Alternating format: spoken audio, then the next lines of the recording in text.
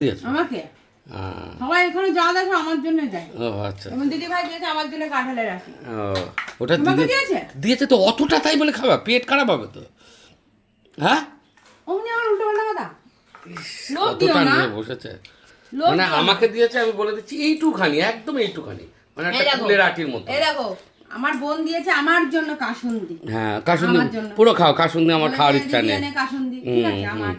দিদি ভাই দিয়েছে আমার জন্য কাঁঠালের আঁকি মাখা আমার। হ্যাঁ, আচ্ছা মৌসুমি দিয়েছে লেবু আমার। আলু ভাতে মেখেছি আমি আমার জন্য। আলু ভাতে? সব আমার। আর ডাল ডাল মাল নেবা না ডাল আমার না, ডাল খাবা না ডাল আমার না। তুমি খেয়েছো?